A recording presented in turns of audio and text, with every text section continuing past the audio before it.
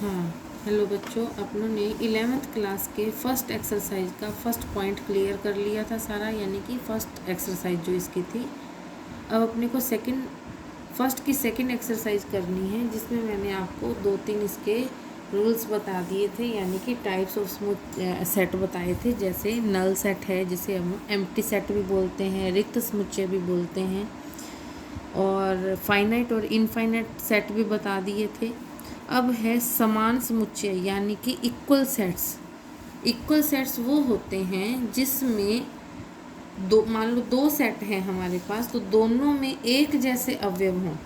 एक जैसे अवयव यानी सेम एलिमेंट उपस्थित हों। जैसे ए इक्वल अपने पास है 1, 2, 3, 4, और बी सेट के अंदर है 2, 4, 1, 3 है।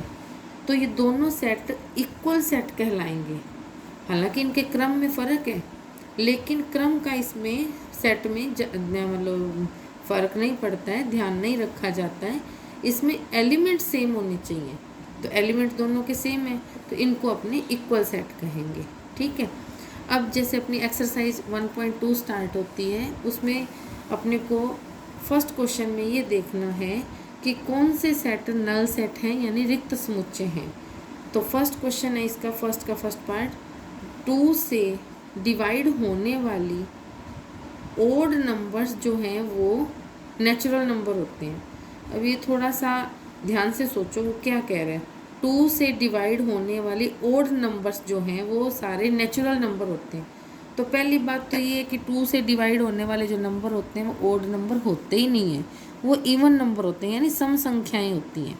तो ये यहाँ पे क्या हुआ, ये नल सेट बन जाएगा, क्योंकि ऐसी कोई संख्या ही नहीं होती है जो 2 से डिवाइड और ओड नंबर हो, ऐसा हो ही नहीं सकता। तो इसलिए इसका जो सेट है वो नल सेट होगा। तो इसे अपने कैसे डिफाइन करेंगे, खाली ब्रैकेट के द्वारा।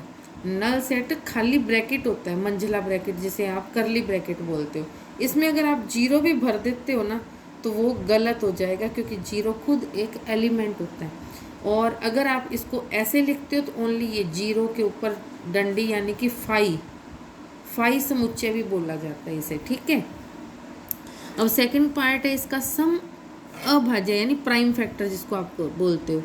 संख्या का जो सेट है वो मतलब सम यानी इवन, प्राइम फैक्टर जो 2 है, ये सेट क्या हो जाएगा, ये सेट नल सेट नहीं है, क्योंकि उसने खुद नहीं बोला है जो प्राइम फैक्टर है वो 2 है, यानी 2 है।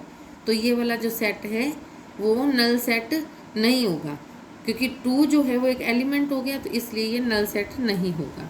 थर्ड पार्ट है x एक नेचुरल नंबर लेके चलना है जो 5 से तो छोटा हो और 7 से बड़ा हो। तो बेटा आप खुद ही सोचो, ऐसी कौन सी वैल्यू जो 5 से बड़ी हो और 7 से छोटी है, तो उल्टा दे दिया काम।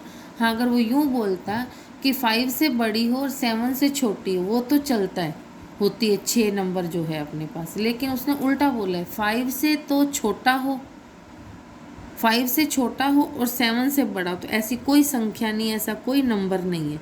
इट मीन्स कोई नंबर ही नहीं है। तो अपने को जो सेट फाइंड करने के लिए बोला गया वो क्या होएगा, नल सेट, यानी रिक्त समुच्चय, एम्प्टी समुच्चय हो जाएगा। ठीक है। अब जैसे इसका फोर्थ पार्ट है वाई क्या है, किन्हीं भी 2 पैरेलल जो अपने लाइंस होती हैं उनका उभयनिष्ठ, यानी कॉमन पॉइंट, पैरेलल लाइंस का कॉमन पॉइंट।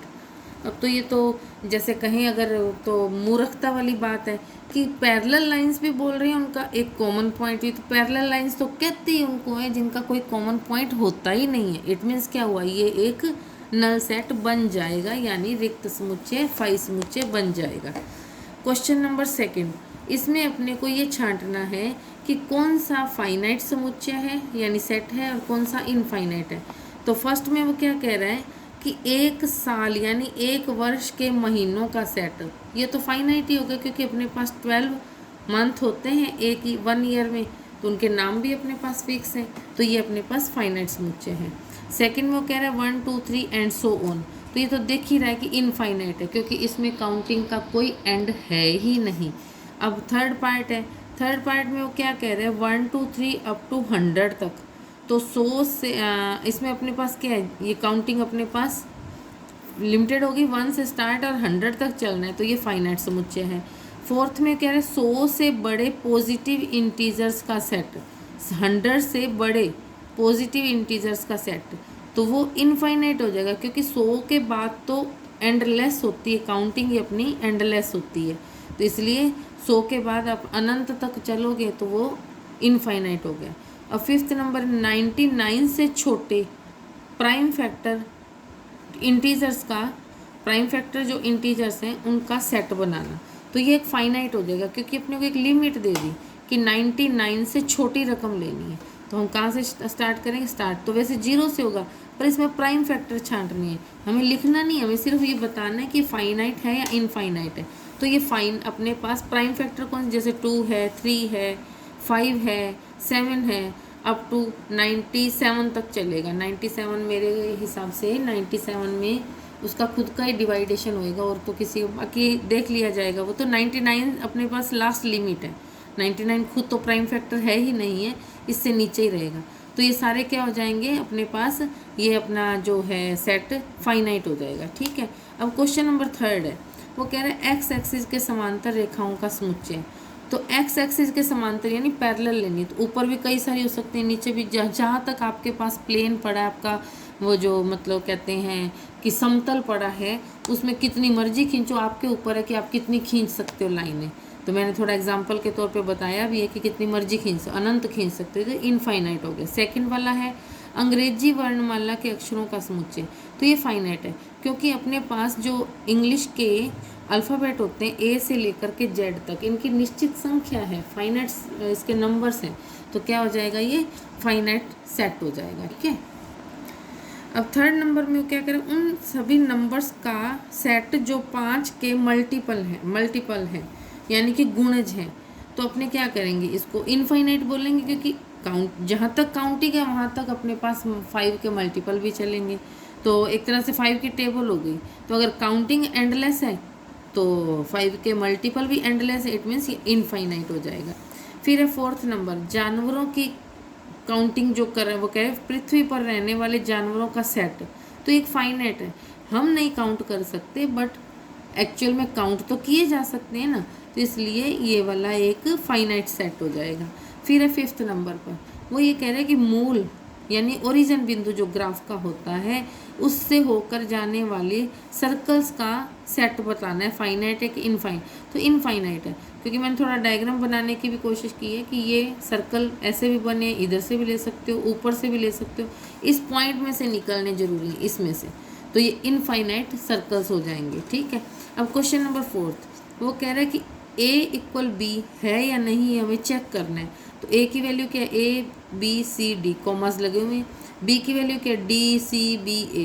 तो ध्यान से देखो, सेम अपने पास एलिमेंट्स दे रखे हैं, सिर्फ क्रम का फ़र्क है, तो क्रम का इसमें कोई फ़र्क नहीं पड़ता है। ठीक है, सेकेंड पार्ट जो इसका है फोर्थ क्वेश्चन का, A = 4, 8, 12, 16 है, और B में 8, 4, 16 एंड 18 है।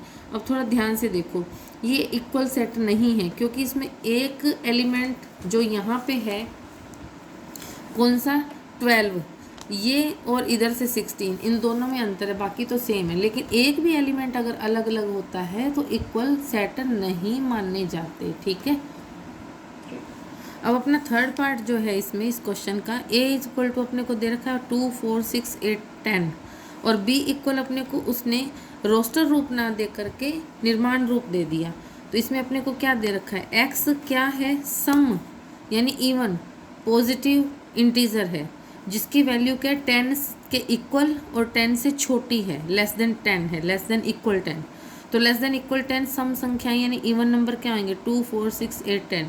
तो ये जब बनाया, रोस्टर रूप दोनों का देखा तो सेम है, तो B और A दोनों सेम यानी कि इक्वल सेट हैं, दोनों में सेम एलिमेंट्स हैं। फोर्थ क्वेश्चन, इसका फोर्थ पार्ट जो है, A = अपने को दे रखा है 10 का एक मल्टीपल लेके चलना है, और इसका अगर अपने रोस्टर रूप सेट करें तो क्या आ जाएगा, 10, 20, 30, 40, 50 अप टू एंड तक। और B जो है वो हमें क्या दे रखा है, 10, 15, 20, 25, 30। अब इसमें ध्यान से देखो, B और A सेम नहीं है, क्योंकि इसमें 15, 25, 35 नहीं है, लेकिन इसमें 15, 25 वगैरह चल रहा है, तो अपने ए नॉट इक्वल बी, क्योंकि दोनों सेट इक्वल नहीं है। अब क्वेश्चन नंबर 5 जो है इसको थोड़ा ध्यान से देखो। इसने पूछा कि ये जो पेयर दे रखे हैं क्या ये इक्वल हैं या नहीं। ए इक्वल अपने पास क्या है 2,3 पॉजिटिव हैं दोनों। बी इक्वल क्या दिया हुआ है, अपने को एक फैक्टर दे दिया समीकरण के रूप में x² + 5x + 6। इसको सॉल्व करते हैं तो x की वैल्यू -3 एंड x की वैल्यू -2 आती है। 2 वैल्यूज आई। इवन कि डिजिट तो 3 और 2 हैं, लेकिन इनके चिन्ह यानी साइन देखो माइनस माइनस है, नेगेटिव है दोनों, जबकि ए के अंदर जो है दोनों पॉजिटिव हैं। तो दोनों के एलिमेंट जो हैं साइन से यानी चिन्ह से समान नहीं है, एक में पॉजिटिव है एक में नेगेटिव है, तो दोनों इक्वल सेट नहीं है। अब अपना जो इसका सेकंड पार्ट है वो देखो, ए इक्वल अपने को दे रखा है फॉलो शब्द का जो एक अक्षर है उससे हमें सेट बनाना है। तो क्या बनेगा F, O, L, W। ठीक है, ये ए बन गया। और जो बी सेट है वो हमें वो कहते हैं वोल्फ, WOLF का एक अक्षर लेकर के हमें सेट बनाना है। तो क्या बनेगा W, O, L, F। तो ध्यान से देखो ए और बी में सेम है, हालांकि वो स्पेलिंग अलग था ये स्पेलिंग अलग है, बट हमें तो एक जो एलिमेंट है एक बार ही लेके चलना है, सिंगल टाइम आना चाहिए। तो दोनों इक्वल सेट हैं क्योंकि दोनों में एलिमेंट्स सेम हैं। अब अपने को थोड़ा बुक में देखते हुए आप देखना जरा, क्वेश्चन नंबर 6 में वो कह रहा है कि समान समुच्चयों का सेट अपने को छांटना है, अपने को इसमें देखना है। तो आपको कई सारे सेट दे रखे हैं, उसमें से समान जो है वो ध्यान से देखो जरा, सारे सेट्स को देखना। बी में 1 2 3 4 5 4 है, और इसी तरह से डी में भी 3 1 4 2 है। वही क्रम सेम नहीं है लेकिन एलिमेंट सेम है, तो बी और डी इक्वल सेट है।